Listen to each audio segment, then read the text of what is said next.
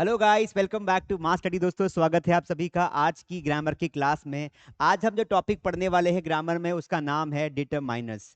इसे डिटरमिनर्स भी पढ़ा जाता है, इसे कुछ लोग डिटरमाइनर्स भी पढ़ते हैं।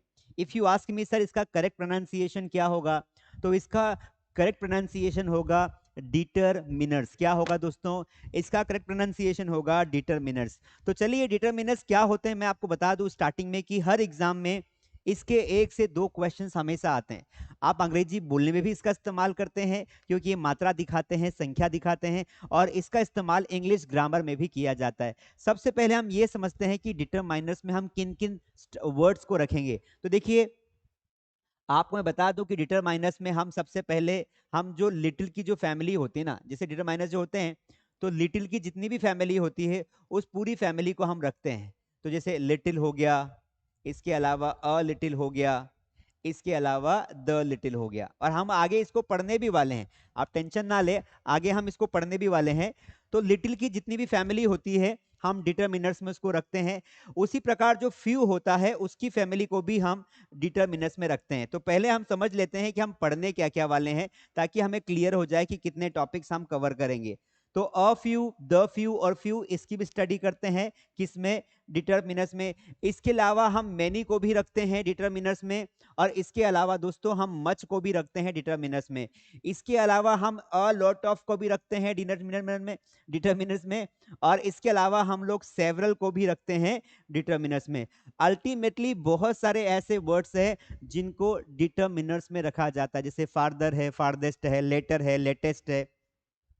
आपको शुद्ध भाषा में अगर मैं समझाऊं, अगर आपको एक भाषा में समझाऊं कि डिटरमिनर्स क्या होते हैं, तो आपको ये समझ लेना है बेटा कि डिटरमिनर्स जो होते हैं ना, वो क्या करते हैं? नाउन को इलोबरेट करते हैं। ऐसा कोई भी वर्ड जो नाउन के बारे में, किसके बारे में?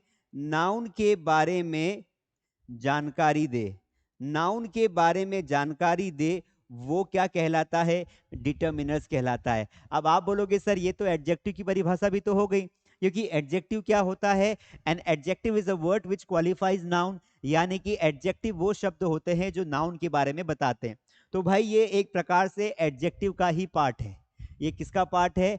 एडजेक्टिव का ही पार्ट है। एक प्रकार से हम इन्हें बोल सकते हैं एडजेक्टिव ऑफ क्वांटिटी या फिर एडजेक्टिव ऑफ नंबर। ठीक है, तो यहां पर देखिए ये सारे के सारे जो हैं ये कहीं ना कहीं मात्रा बताते हैं। जैसे मैंने कहा कि मुझे थोड़ा दूध चाहिए, तो आई वॉन्ट, क्या बोलूंगा मैं? आई वॉन्ट सम मिल्क, या आई वॉन्ट लिटिल मिल्क। तो एक और टॉपिक छूट गया, सम और एनी। तो ये सम और एनी, इनको भी हम डिटरमाइनर्स में मान सकते हैं।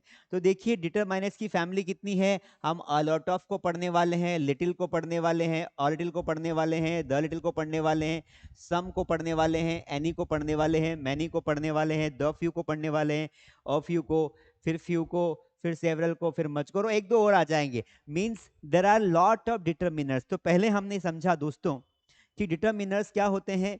वो शब्द होते हैं जो नाउन के बारे में या किसी प्रोनाउन के बारे में हमें इंफॉर्मेशन प्रोवाइड करते हैं। इसके अलावा जो होते हैं डिटरमिनर्स को हम दो कैटेगरी में डिवाइड करेंगे। कुछ डिटरमिनर्स क्या होते हैं? काउंटेबल होते हैं। कुछ डिटरमिनर्स क्या होते हैं? अनकाउंटेबल, नाउन्स के पहले ही प्रयोग किए जाते हैं। तो आगे बढ़ते हैं, पहले इसको बेसिक्स को समझ लेते हैं। जैसे हमने यहाँ पे लिखा डिटरमिनर्स, ये हमारे टॉपिक का क्या हो गया बेटा? नाम हो गया। डिटरमिनर्स को हमने इसको ना कुछ कुछ कैटेगरी डिवाइड कर दी। क्या डिवाइड कर दी? कैटेगरी। और ये हर एग्जाम में आता है, आप कोई सी भी कॉम्पिटिटिव एग्जाम्स पढ़ेंगे तो आएगा ही आएगा। इसके अलावा मैं आपको बता दूं कि अगर आपने अभी तक हमारा ग्रामर कोर्स ज्वाइन नहीं किया है, इसी तरीके से सारे के सारी क्लासेस हमने बढ़िया आपके लिए रखी है। मास स्टडी ऐप की लिंक नीचे डिस्क्रिप्शन में है। हमारा जो ऐप है वो डाउनलोड कर लीजिए, वहां पर आपको सारा डिटेल्स मिल जाएगा। डिटरमिनर्स को हमने दो भागों में बांटा है। सबसे पहले हम नाउन को समझ लेते हैं। देखो नाउन कितने प्रकार की होती है? दो प्रकार की होती है। एक होती है काउंटेबल नाउन, एक होती है अनकाउंटेबल नाउन। इतना तो आपको पता ही होगा, मैंने नाउन के लेक्चर में पूरा डिटेल आपको समझाया है। एक होती है काउंटेबल नाउन, एक होती है अनकाउंटेबल नाउन। ठीक है, अब डिटरमिनर्स क्या होते हैं दोस्तों? जब भी आते हैं तो वो किसी न किसी नाउन के पहले आते हैं। जैसे मैंने यहाँ पे बोला फ्यू पीपल, मैंने क्या बोला? Few people. और यहां पे मैंने बोला लिटिल मनी, मैंने क्या बोला? या लिटिल मिल्क। ठीक है, अब इन दोनों सेंटेंसेस में क्या डिफरेंस है? जबकि फ्यू का मतलब भी होता है कुछ, और लिटिल का मतलब भी होता है कुछ। इन दोनों का मीनिंग क्या होता है? कुछ होता है, मतलब कुछ कुछ होता है, ठीक है। लेकिन यहाँ पर मैंने कुछ के लिए फ्यू लगाया और यहाँ पर मैंने कुछ के लिए लिटिल लगाया। फ्यू पीपल यानी कुछ लोग, लिटिल मिल्क यानी कुछ दूध। तो दोनों में डिफरेंस ये है कि जो फ्यू होता है ना साथियों, वो फ्यू जो है वो काउंटेबल नाउन्स के पहले ही प्रयोग किया जाता है। ये जो वर्ड आपको यहाँ पर दिखाई दे रहा है पीपल, ये एक काउंटेबल नाउन है जिसे गिना जा सकता है, काउंट किया जा सकता है, इसलिए फ्यू पीपल, फ्यू फ्रेंड्स ऐसा आता है। जबकि जो यहाँ पर लिटिल है वो उन नाउन्स के पहले आता है जिनको हम काउंट नहीं कर सकते हैं। जैसे दूध है, तो दूध को हम गिन थोड़ी सकते हैं कि 5 दूध दे दो, 6 दूध दे दो, वो तो एक मात्रा बताता है। तो ऐसे नाउन्स जो मात्रा दिखाते हैं उनके पहले लिटिल लगाते हैं, जैसे little milk, little water, little knowledge, इस तरीके से। तो उसी प्रकार हमें अभी तय करना पड़ेगा कि ऐसे कौन कौन से डिटरमिनर्स हैं जो सिर्फ काउंटेबल नाउन्स के पहले आते हैं, और ऐसे कौन कौन से डिटरमिनर्स हैं जो सिर्फ अनकाउंटेबल नाउन्स के पहले आते हैं। ठीक है, तो चलिए मैं इसको इरेज कर देता हूं, ये हमने इसको इरेज कर दिया, आगे बढ़ जाते हैं। तो यहां पर ये काउंटेबल ऐसे डिटरमिनर्स जो सिर्फ काउंटेबल नाउन के पहले आते हैं वो हैं आपके, एक तो होता है फ्यू। तो ये फ्यू की पूरी फैमिली होती है। फ्यू में हम 3 वर्ड्स का अध्ययन करेंगे, एक फ्यू, एक अ फ्यू और एक द फ्यू। ये तीनों का हमें स्टडी करना है, ठीक है। तो फ्यू का इस्तेमाल हमेशा ही क्या करेंगे दोस्तों, हमेशा ही हम काउंटेबल नाउन्स के पहले करेंगे, चाहे फ्यू की कोई सी भी फैमिली का मेंबर आ जाए। इसके अलावा होता है आपका मैनी। इस मैनी का प्रयोग भी जो है हम हमेशा काउंटेबल नाउन के पहले करते हैं। इसके अलावा हमारे पास एक और वर्ड है, वो है सेवरल। ये 3 ऐसे वर्ड्स होते हैं जिनको हमेशा काउंटेबल नाउन्स के पहले इस्तेमाल करना है। अब इनके जो अपोजिट होंगे वो इस साइड आ जाएंगे। जैसे फॉर एग्जाम्पल यहाँ पर हमारा पहला आता है लिटिल। तो लिटिल की जो पूरी फैमिली है, जैसे लिटिल, इसके बाद इसकी फैमिली मेंबर में अ लिटिल आता है, और इसके बाद आता है आपका द लिटिल। क्या आता है? The little. स्पेस कम है इसलिए मैं थोड़ा सा आगे से लिखता हूं, यहां से लिखता हूं,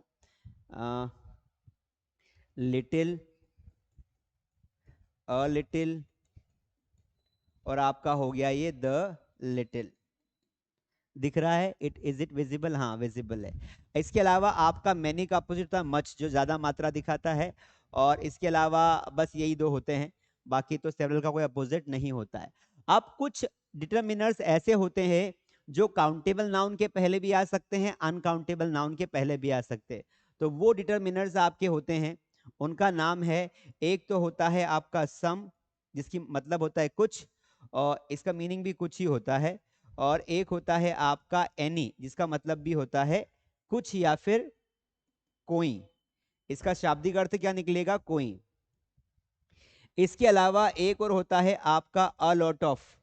आपने सुना होगा नाम अ लॉट ऑफ का। तो अ लॉट ऑफ का मतलब होता है बहुत ज्यादा मात्रा दिखाने वाला, ठीक है। अब इनके शाब्दिक अर्थ की बात करें तो मेनी का मतलब क्या निकलता है? कई निकलता है। सेवरल का मतलब भी कई निकलता है। इस सभी फ्यू का मतलब कुछ निकलता है, ठीक है। इन सभी फ्यू का मतलब, लिटिल का मतलब, सभी लिटिल का मतलब थोड़ा निकलता है। और मच का मतलब ज्यादा निकलता है, मतलब कोई मात्रा बहुत ज्यादा हो। और यहाँ पर सम का मतलब कुछ होता है, एनी का मतलब कोई होता है, और अ लॉट ऑफ का मतलब होता है बहुत ज्यादा। तो बेसिकली हमने ये समझा अभी कि अगर हमें इनके हिंदी मीनिंग्स भी याद है तो थोड़ा हमें हिंट मिल जाती है कि हमें किस सेंटेंस को किस नाउन के पहले कौन सा डिटरमिनर्स लगाना है। समझ में आया कि नहीं आया? अगर आपको ये पढ़ाने का तरीका अच्छा लग रहा है तो आप हमारे चैनल को सब्सक्राइब कर सकते हैं, लाइक कर सकते हैं, और आज की क्लास कैसे लगी आप वो कमेंट में बता सकते हैं। ये ग्रामेटिकल तरीके से भी बहुत इंपॉर्टेंट है और स्पोकन के लिए भी बहुत इंपॉर्टेंट है। अभी आपको ये भी बताऊंगा एग्जाम में क्वेश्चंस कैसे आएंगे। चलिए, तो ये एक हमने ओवरव्यू देख लिया। अब हम एक एक को पढ़ना स्टार्ट करेंगे, वन बाय वन लेंगे। तो पहले हम लेते हैं लिटिल को और फ्यू को। आपको ध्यान रखना है जहन में, काउंटेबल अनकाउंटेबल क्या होता है समझ में आ गया। काउंटेबल यानी जो गणनीय हो, काउंटेबल मतलब गणनीय, काउंटेबल नाउन, और अनकाउंटेबल मतलब अगणनीय होता है। चलिए आगे देखते हैं। सबसे पहले हम देखेंगे a little, little, a little और द लिटिल। देखो ये तीनों का मतलब एक ही होता है। इनका शाब्दिक अर्थ क्या होता है?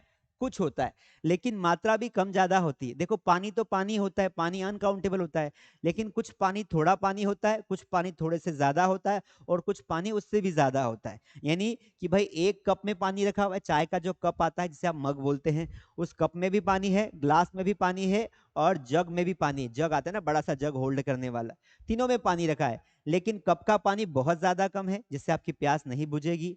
जो ग्लास का पानी है उससे प्यास बुझ जाएगी, लेकिन तृप्ति प्राप्त नहीं होगी।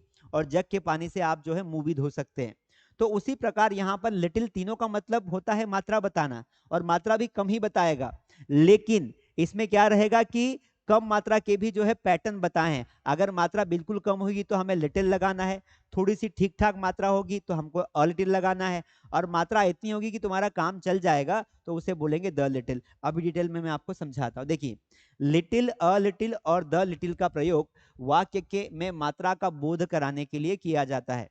चूंकि इनसे मात्रा का बोध होता है, इसलिए इनके साथ हमेशा मटेरियल यानी कि अनकाउंटेबल नाउन का प्रयोग किया जाता है। मात्रा का बोध होगा तो अनकाउंटेबल नाउन का प्रयोग किया जाएगा। एग्जाम्पल देखिए, लिटिल का अर्थ है कुछ नहीं। देखो, लिटिल एक नेगेटिव वर्ड है, और इसका प्रयोग वाक्य के नकारात्मक भाव व्यक्त करने के लिए किया जाता है। ठीक है, मतलब जब कोई मात्रा इतनी कम हो, जब कोई मात्रा इतनी कम हो कि हमारा काम ही ना चले, जब कोई मात्रा इतनी कम हो कि हमारा काम ही ना चले, नेगेटिव भाव व्यक्त हो, वहां पर आपको लगाना है लिटिल। जैसे यह सेंटेंस लिखा है, there is a little water in the pot, there is a little oil in the bottle. लेकिन यहाँ तो पता ही चल रहा है ना, यहाँ तो पता ही नहीं चल रहा है कि मात्रा नेगेटिव है कि पॉजिटिव है। समझ में आया? तो हमें क्या करना पड़ेगा, एग्जाम में कैसे क्वेश्चन आएगा, तो देखो एग्जाम में ऐसा क्वेश्चन कई बार आया हुआ है। जैसे मैंने बोला है कि देयर वॉज, या देयर वॉज, देखो मैं आपको अपने ना अपने एग्जाम्पल समझाता हूं तो आपको ज्यादा बेटर समझ में आएगा। एग्जाम्पल देखिए, भाई मैं आपके घर चाय पीने गया, है ना, है ना, मान लीजिए कि आपके घर चाय पीने गया। अब आपके यहाँ दूध नहीं था, मिल्क नहीं था, तो और मिल्क था तो वो इतना कम था कि आप मेरे लिए चाय भी नहीं बना पाए, क्योंकि आप तो घबरा गए कि यार सर आए हैं तो सर को कुछ तो चाय वाय पिलाना पड़ेगा। नाश्ता नहीं करवाते हैं लेकिन चाय तो पिला ही देते हैं। तो आपने मुझे जो है चाय पिलाने के लिए घबराहट में जब फ्रिज खोला तो फ्रिज में देखा कि मतलब इतना सा दूध था, आधा कप, एक छोटा सा कप आता है चाय वाला, उसमें भी आधा कप रखा था, ताकि उससे आधा कप चाय बन सकती थी। ठीक है, वो भी ठीक से नहीं बनेगी। तो आप क्या बोलोगे, आप ये बोलोगे कि there was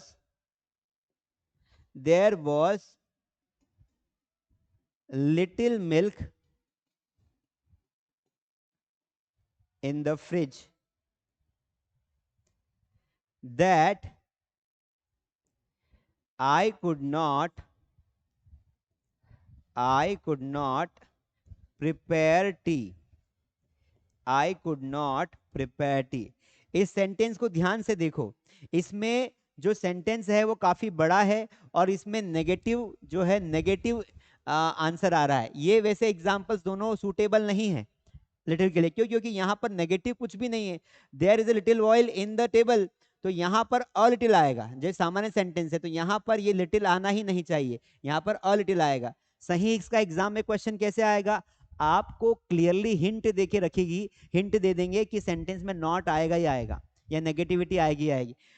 there was a little milk, there was little milk, दूध इतना कम था कि फ्रिज में इतना कम था कि आई कुड नॉट, ये कुड नॉट गलत लिख दिया मैंने, मैं कुड नॉट को सही कर देता हूं।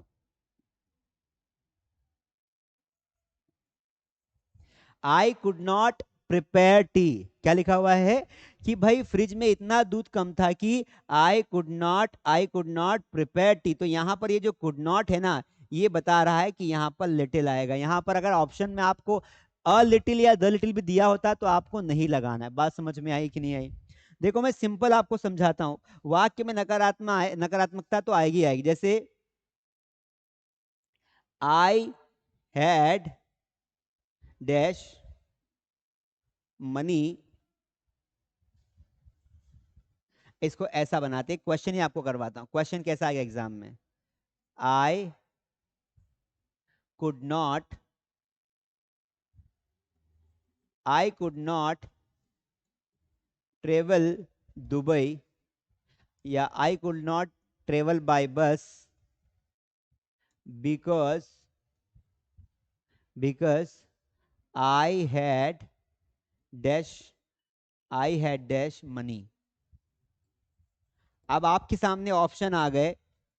Option number A a little money, option number B सिर्फ लिटिल आ जाए यहां पर, option number C the little आ जाए, और ऑप्शन नंबर डी में आ गया आपको फ्यू। चलिए, अब इसका आंसर आप कैसे बताएंगे दोस्तों? How will you answer this question? How will you answer this question? तो आप बोलोगे सर ये तो बहुत सिंपल है, ये हमें ये देखना है कि अगर वाक्य को बोलते समय नकारात्मकता है, पहले तो ये देखो कि खाली स्थान के बाद जो नाउन है वो काउंटेबल है कि अनकाउंटेबल है। तो मनी को इंग्लिश में अनकाउंटेबल माना गया है, अगणनीय माना गया है। तो अनकाउंटेबल है तो फ्यू का इस्तेमाल तो करना ही नहीं, क्योंकि फ्यू काउंटेबल नाउन्स के पहले आता है। दूसरा, आप भाई मनी तो कितनी मनी, मात्रा पता लगानी है। तो हमें यहाँ पे कारण दिया है कि आप ट्रेवल नहीं कर पाए। आप ट्रेवल नहीं कर पाए, क्यों नहीं कर पाए? बस से, क्योंकि आपके पास पैसा ही नहीं था, मतलब इतनी कम पैसे थे कि आप ट्रेवल नहीं कर पाए। तो अ लिटिल तो आ नहीं सकता है और द लिटिल भी नहीं आ सकता, क्योंकि ये दोनों ही पॉजिटिव साइंस होते हैं, ये नेगेटिव होता है। तो यहाँ पर जो आंसर आएगा दैट वुड बी नेगेटिव। समझ में आया कि नहीं आया? तो क्वेश्चन में आपको जो है नेगेटिविटी दी रहेगी, वहां पर आपको लिटिल लगाना है। चलिए आगे बढ़ जाते। तो ये हमारा, ये आप ये दो एग्जाम्पल को फॉलो मत करना जो एग्जाम्पल में दे रखे हैं, ठीक है? आप जो मैंने लिखवाए इन वाले एग्जाम्पल्स को रखना। आगे देख लो। अ लिटिल का अर्थ होता है थोड़ा, और इसका प्रयोग वाक्य में सकारात्मक भाव, है ना? अ लिटिल का अर्थ होता है थोड़ा, और इसका प्रयोग वाक्य में सकारात्मक भाव व्यक्त करने के लिए किया जाता है। यहाँ पर ये एग्जाम्पल सही बैठेंगे कि जब हमें एक सामान्य वाक्य दिया हो कि कोई मात्रा थोड़ी सी है, न वो बहुत ज्यादा कम है न वो बहुत ज्यादा ज्यादा है, मात्रा मतलब मॉडरेट है, जिसमें कोई एक्सक्यूज नहीं दिया हुआ है, वहां पर आपको लगाना होता है ये वाला एग्जाम्पल। कैसे लगाएंगे? यहां पर देखिए, देखिए there is a little water in the pot. तो भाई यहां पर इसका मतलब हुआ कि पॉट यानी गमला या मटके में थोड़ा सा क्या है, वाटर है। तो सिंपल सा आपने लगा दिया लिटिल वाटर, क्योंकि वाटर जो है वो क्या है। अच्छा, इसमें एक और ऐड कर लेना, शायद इसमें ऐड नहीं की हुई है यहाँ पर, है ना? इसमें एक और चीज ऐड कर लेना कि इसका प्रयोग, हाँ किया हुआ है, अनकाउंटेबल नाउन के पहले ही करना है। मुझे लगा ये लिखा नहीं होगा। चलिए, तो लिटिल, अ लिटिल का मतलब होता है, हम पढ़ क्या रहे हैं, अ लिटिल। अ लिटिल का मतलब क्या होता है कि भाई थोड़ा, सिर्फ थोड़ा, इसमें न कम है न ज्यादा है, थोड़ा या कुछ। ठीक है? तो जब भी कोई ऐसा एग्जाम्पल दिया हो जिसमें सिर्फ सिंपल मात्रा दिखाई हो कि भाई मुझे थोड़ा सा पानी चाहिए, है ना? मुझे थोड़ा सा पानी चाहिए। अब मैंने ये नहीं बोला कि मुझे बहुत कम पानी दो या बहुत ज्यादा दो, मतलब इस सेंटेंस में, अ लिटिल वाले सेंटेंस में कभी भी कोई कारण नहीं दिया होता। जैसे there is a little oil in the bottle, कि बॉटल में थोड़ा सा ऑयल रखा हुआ है। उसी प्रकार सामान्य तरीके से वाक्य आता है कि आई वॉन्ट लिटिल मनी। तो यहां पर I want a little money आएगा, I want a little money, simple सा सेंटेंस आ जाएगा। ठीक है? इसका एक क्वेश्चन करके आपको दिखाता हूं तो ज्यादा क्लियर हो जाएगा। बार बार इस पे फोकस कर रहा हूं कि एक सामान्य वाक्य आता है। क्वेश्चन देखते हैं। She wanted dash, she wanted dash,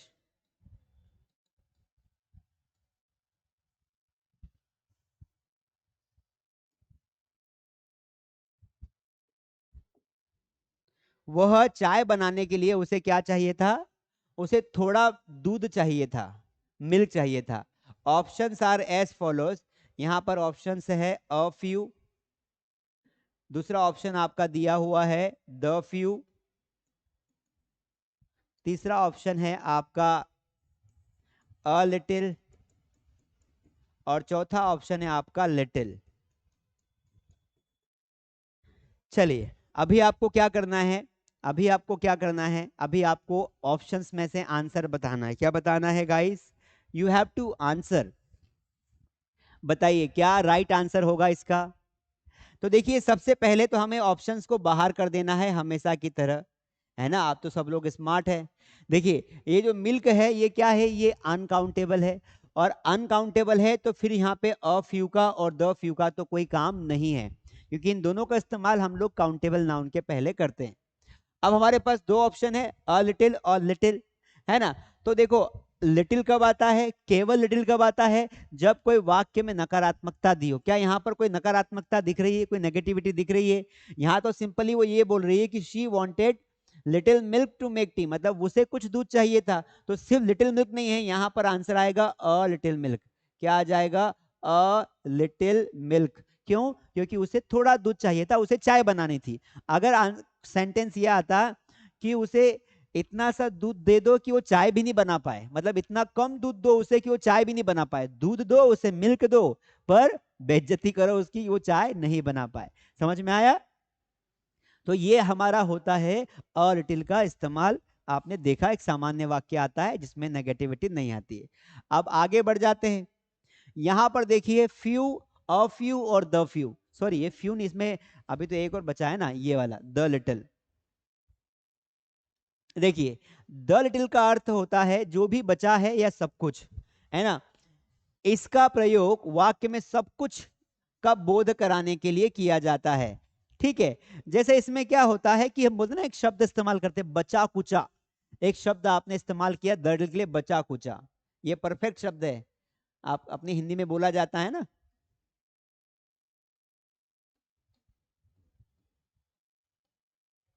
बचा कुचा, ये वो कुचा नहीं है जिससे बर्तन साफ करते हैं। बचा कुचा यानी कि जैसे बोलते ना, तेरे पास जो भी बचा कुचा हो भाई खाने को दे दे।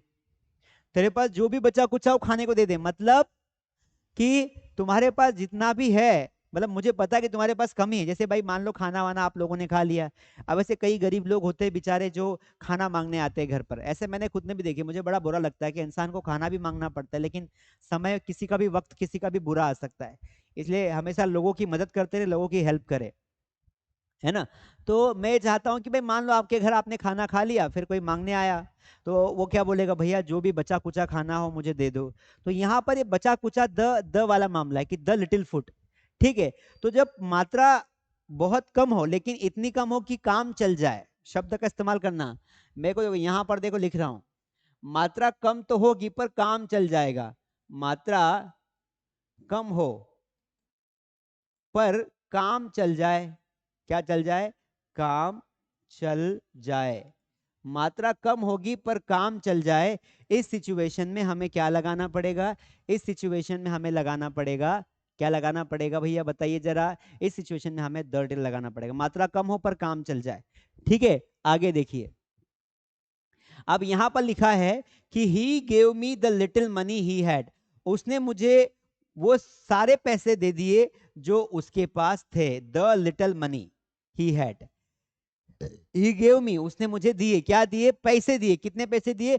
जो उसके पास थे, मतलब जितने भी थोड़े बहुत पैसे उसके पास बचे थे वो उसने मुझे दे दिए। समझ में आया कि नहीं आया?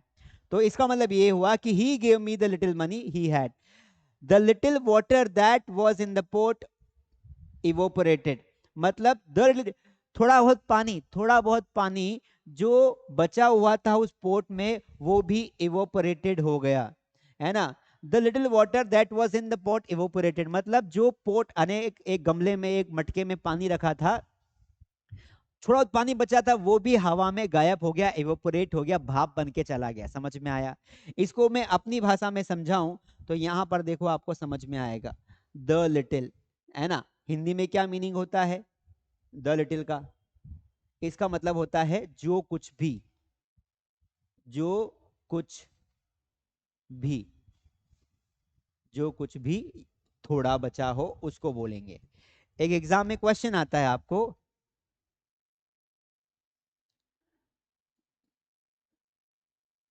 I had, I had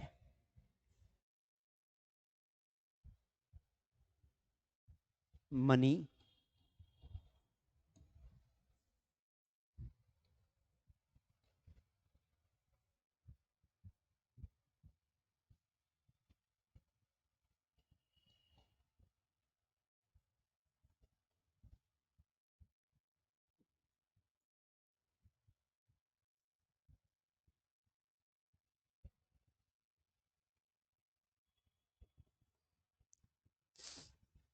Now the question is very simple.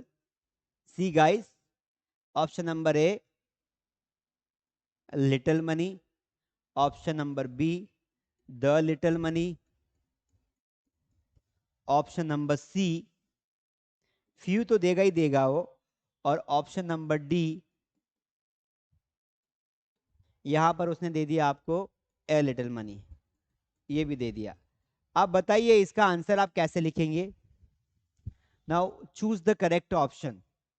Choose the correct option कैसे बताएंगे? विच आंसर इज करेक्ट, बताइए। चूज द करेक्ट ऑप्शन कैसे बताएंगे बेटा? देखिए बहुत सिंपल है। आई हैड मनी, मेरे पास पैसे थे। अगर वाक्य यहां तक आता तो हम क्या लगाते? अर्डर लगाते। सॉरी मिट गया ना, है ना। अब यहां पर देखिए इधर ना कारण दिया है कि I donated in the temple, मतलब ये बोलने पढ़ने पर ये समझ में आ रहा है कि मेरे पास जो कुछ भी मनी थी, आई हैड मनी मतलब मेरे पास पैसे थे, तो मेरे पास जो कुछ भी पैसे थे, I donated in the temple, मैंने सारे के सारे डोनेट कर दिए। कहाँ डोनेट कर दिए? टेम्पल में डोनेट कर दिए, मंदिर में। तो जो कुछ भी पैसा था, तो जो कुछ भी पैसा था, आप देखो मनी है, तो मनी है तो ये अनकाउंटेबल है, तो ये फ्यू तो आ नहीं सकता है। अगर वाक्य नेगेटिव होता तो लिटिल आता, लेकिन यहाँ पर कहीं पर भी नेगेटिविटी नहीं दिखाई दे रही है, ये भी नहीं आ सकता है। अगर वाक्य छोटा होता और सिंपल वाक्य होता तो लिटिल लगाते, अलिटिल, तो ये भी नहीं आएगा, क्योंकि वाक्य में कारण दिया है कि जो कुछ भी वाला मामला है, तो आंसर होगा द लिटिल। आंसर क्या लगाओगे? आंसर लगाओगे आप द लिटिल। समझ में आया? मेरे पास जो कुछ भी पैसा था, मैंने वो मंदिर में दान कर दिया। समझ में आया कि नहीं आया? आया कि नहीं आया?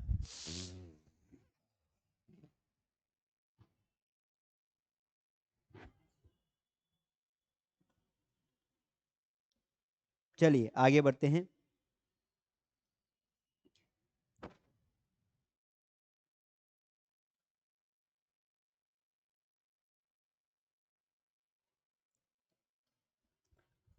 आगे बढ़े। Okay very good. चलिए, तो ये हमारा द लिटिल भी हो गया। तो हमने समझा, अगर हम इसकी थोड़ी सी ब्रीफ हिस्ट्री करें, तो हमने क्या समझा? यहां पर देखो, अब आपको क्लियरली समझ में आएगा। लिटिल का मतलब क्या होता है? बिल्कुल कम या न के बराबर, न के बराबर। अ लिटिल का मतलब क्या होता है भैया? सिर्फ कम या थोड़ा, इसमें कोई कारण नहीं दिया होता। और एक होता है आपका द लिटिल, इसका मतलब क्या होता है? इसका मतलब होता है जो कुछ भी, जो कुछ भी थोड़ा बचा है, जो कुछ भी थोड़ा बचा है। दोस्तों इस तरीके से जब हम शॉर्ट नोट्स बनाते हैं ना, इस तरीके से जब हम शॉर्ट नोट्स बनाते हैं तो कोई दिक्कत नहीं आती है। समझ में आया? Very good. चलिए अब हम आगे बढ़ जाते हैं। अब हम चालू करते हैं हमारा फ्यू। तो अगर आपको लिटिल समझ में आ गया तो फ्यू समझने में आपको सिर्फ 5 मिनट लगेंगे, क्योंकि फ्यू का मतलब क्या होता है? थोड़ा। बस यहाँ पर काउंटेबल वर्ड्स आ जाएंगे। देखिए यहाँ पर लिखा है फ्यू, अ फ्यू और द फ्यू का प्रयोग संख्या का बोध कराने के लिए किया जाता है। संख्या मतलब नंबर्स, इसलिए इनके साथ हमेशा प्लूरल काउंटेबल नाउन का प्रयोग किया जाता है।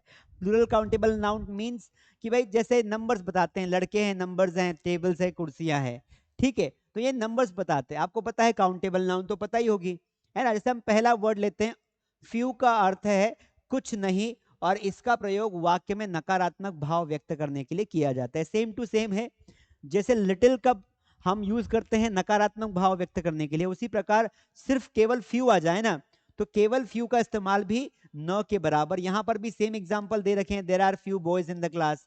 तो यहां पर तो ये मजा नहीं आ रहा है, इसको हम लॉजिक के साथ पढ़ते हैं। देखिए यहां पर लॉजिक के साथ पढ़ेंगे, पीपीटी के चक्कर में मत रहना भैया, है ना। आप यहाँ बोर्ड पर ध्यान देना और अपने नोट्स बनाना। तो देखो ये हमारा हो गया आपका फ्यू, है ना। इसका मतलब क्या होता है कि भाई कुछ, है ना। और ये क्या दिखाता है? संख्या दिखाता है, थोड़ी कम संख्या दिखाता है। जैसे आई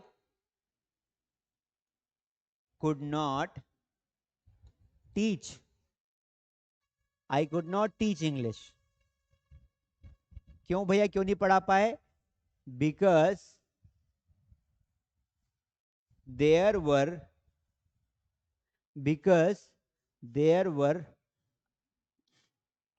few students in the class. Sentence थोड़ा लंबा है, लेकिन हिंट आपको मिल गई थी. हिंट क्या मिली? Negative sentence. जब कोई संख्या इतनी कम हो कि आप काम को सुचारू रूप से जारी ना रख पाए, उस सिचुएशन में आप लगाते हैं सिर्फ और सिर्फ few. I could not teach English, मैं इंग्लिश नहीं पढ़ा पाया क्लास में.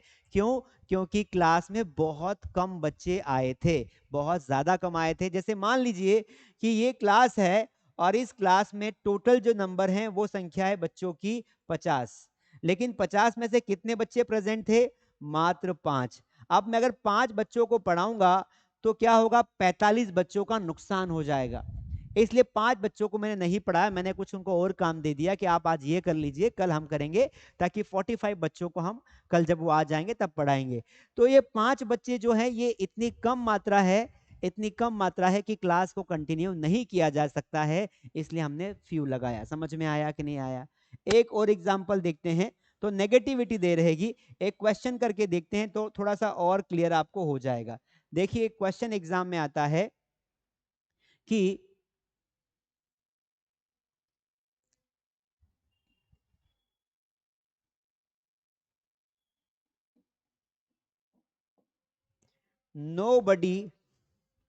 nobody came to help me. Nobody came to help me because I had only friends. मेरी कोई मदद करने नहीं आया क्योंकि मेरे थोड़े दोस्त थे, मतलब बहुत कम दोस्त थे. ऑप्शंस हैं फ्यू, लिटिल, तीसरा द फ्यू, और चौथा आ जाएगा आपका द लिटिल. ये 4 ऑप्शंस आपको दे दिए हैं. Now you have to answer me. Answer बताइए, which is the correct answer, कौन सा उत्तर सही है? तो आप बोलोगे सर सेंटेंस को देखते ही समझ में आ रहा है, समझते हैं कि nobody came to help me, कोई मेरी मदद करने नहीं आया. नेगेटिव है, नकारात्मकता है. जरूरी नहीं हो कि सेंटेंस में नॉट ही लगाओ तभी कोई सेंटेंस नेगेटिव है. नेगेटिव होता है, बिना नॉट लगाए भी सेंटेंस नेगेटिव हो जाते हैं. तो कोई मेरी मदद करने नहीं आया, nobody came to help me, क्योंकि मेरे बहुत कम दोस्त थे. तो यहाँ पर मेरे बहुत कम दोस्त थे तो आप लगाएंगे फ्यू, क्योंकि ये देखो लिटिल तो आ नहीं सकता है क्योंकि काउंटेबल वर्ड्स के पहले ही आता है फ्यू ना. यहाँ पर जो फ्रेंड्स हैं, दोस्त थे, वो काउंटेबल है, तो लिटिल तो अनकाउंटेबल के पहले आता है. ये लिटिल भी नहीं आ सकता है, आपने इसको भी क्रॉस कर देना है और इसको भी क्रॉस कर देना है. आप बचे कौन? ये दो और ये दो. तो ये कब आता है? जब बचा कुचा की बात हो. नॉर्मली सेंटेंस नेगेटिव दिखाई दे रहा है तो आपको क्या लगाना है? आपको फ्यू लगा देना है. तो इस तरीके से हम फ्यू को स्टडी कर सकते हैं. अगला आता है आपका अफ्यू. अफ्यू का मतलब होता है कोई भी ऐसा वर्ड जो सामान्य मात्रा दिखाए, है ना, जिसमें न मात्रा कम हो न मात्रा ज्यादा हो. तो कुछ के लिए इसका प्रयोग किया जाता है सकारात्मक वाक्य में. जैसे there are a few boys in the class, class में कुछ बच्चे हैं. तो आप इसको ऐसे समझ सकते हैं कि क्लास की जो संख्या है वो 50 है टोटल नंबर, और क्लास में लगभग 15 से 20 बच्चे आए हैं, तो ये एक पॉजिटिव नंबर माना जाता है. बहुत ठीक तो नहीं है कंडीशन है, लेकिन ऐसा है कि भाई कम है लेकिन क्लास लगेगी, आप 15 से 20 बच्चों का नुकसान नहीं कर सकते हैं. तो जब ऐसी मात्रा दिखाना हो, ऐसी संख्या दिखाना हो जो ठीक है, थोड़ी है पर काम चल जाता है, तो वहां पर आप ये लगा देंगे. There are a few good books in the library, कि लाइब्रेरी में कुछ अच्छी किताबें हैं. कुछ मतलब इसमें पर्याप्त मात्रा में कुछ आ गया है. ठीक है, कुछ किताबें अच्छी है, बाकी तो ठीक है, बाकी कुछ किताबें अच्छी है, इस तरीके से. तो ये एक सकारात्मक भाव आपको देता है. अब हम इसके एग्जाम्पल्स अगर देखें, इसका एक क्वेश्चन करें, तो अ फ्यू का अगर हम शाब्दिक अर्थ देखें तो मीनिंग क्या होगा बेटा? मीनिंग होगा थोड़ा. यहां पर थोड़े के अलावा कुछ लिखना नहीं, कोई कारण नहीं दिया रहेगा. दूसरा फ्यू किसका इस्तेमाल, इसका इस्तेमाल कहाँ किया जाता है, तो काउंटेबल नाउन के पहले, काउंटेबल नाउन के पहले। एक क्वेश्चन करके देखते हैं। एक क्वेश्चन आया, आई हैव फ्रेंड्स, बस ये सिंपल सा सेंटेंस लिखा आएगा, कोई कारण नहीं दिया रहेगा। मेरे कुछ दोस्त हैं, ऑप्शंस आर दिस वे। आपको पहला ऑप्शन दिया लिटिल, दूसरा दिया फ्यू, तीसरा दिया एनी, एनी तो वैसे आ ही नहीं सकता है पर ऑप्शन में देते हैं, और चौथा दिया आपको अ फ्यू। चलिए, विच आंसर विल यू क्लिक, कौन सा आंसर लगाएंगे आप, तो आप बोलेंगे सर बहुत आसान है, कोई दिक्कत नहीं है ना। क्यों दिक्कत नहीं है, कि सर यहाँ पर एक सामान्य वाक्य दिया है, अगर नेगेटिव होता तो हम लगाते फ्यू, और अगर बड़ा सेंटेंस होता तो हम लगाते द फ्यू, लेकिन यहाँ सिंपल है कि मेरे कुछ दोस्त हैं, तो कुछ दोस्त हैं तो आंसर होगा आपका, आंसर होगा आपका अ फ्यू। अ फ्यू क्यों होगा, क्योंकि एक सामान्य वाक्य दिया हुआ है। लिटिल आ नहीं सकता है क्योंकि यहाँ पर काउंटेबल नाउन दी हुई है, दोस्तों को हम गिन सकते हैं, तो लिटिल और अ फ्यू आने, लिटिल और यहाँ पर आ नहीं सकता है। एनी कब आता है, जब वाक्य नकारात्मक होता है, तो ये फ्यू बचा और अ फ्यू बचा। अ फ्यू नेगेटिविटी में आता है, यहाँ पॉजिटिव सेंटेंस है तो अ फ्यू आ जाएगा। इंग्लिश बहुत लॉजिकल लैंग्वेज है दोस्तों, इंग्लिश क्या है, इंग्लिश बहुत ही लॉजिकल लैंग्वेज है, अगर थोड़ा सा दिमाग लगाओगे तो that would be okay for you. चलिए आगे बढ़ जाते हैं। द फ्यू, द फ्यू का अर्थ क्या होता है, जो कुछ भी बचा है या सब कुछ, और इसका प्रयोग वाक्य में सब कुछ का भाव व्यक्त करने के लिए किया जाता है। जैसे कई बार ना मैंने बोला था कि संख्या इतनी हो कि आपका काम आराम से हो जाएगा, जैसे 50 बच्चों की क्लास है, 50 बच्चों की क्लास में से लगभग 25 आ गए, मतलब आधे जा गए, तो अब आधे आ गए तो आपको पढ़ाना ही पड़ेगा ना, आधे आ गए तो पढ़ाना पड़ेगा, 20 से 25 की संख्या में लोग आ गए तो पढ़ाना पड़ेगा।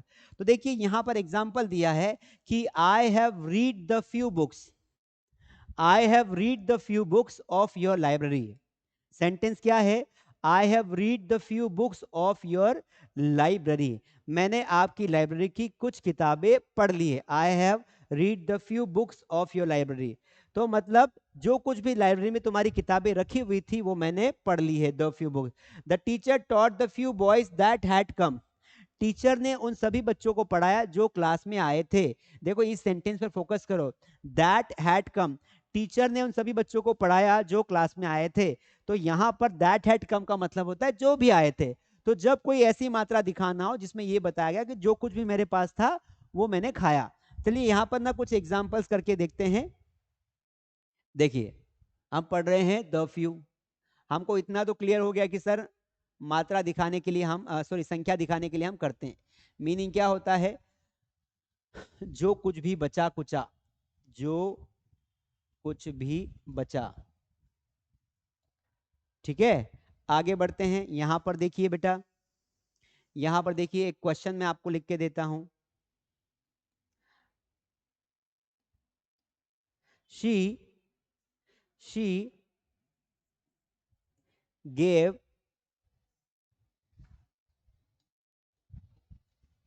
She gave me she gave me books she had, उसने मुझे वो सारी किताबें दे दी, उसने मुझे वो सारी किताबें दे दी जो उसके पास बची थी। ठीक है, options are few, a few, और तीसरा ऑप्शन है आपका द फ्यू।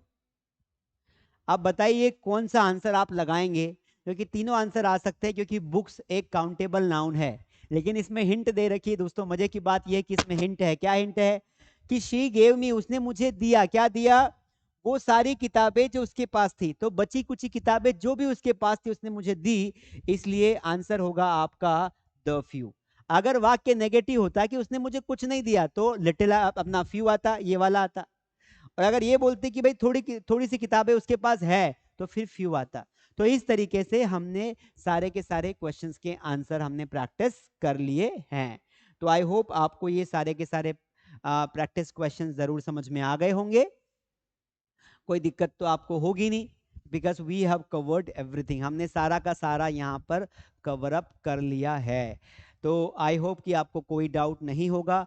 अभी ना लिटिल और फ्यू के ऊपर हमने एक 50 नंबर का टेस्ट, कितने नंबर का टेस्ट, 50 नंबर्स का टेस्ट हमने ऑलरेडी मास स्टडी ऐप पर अपलोड कर दिया है।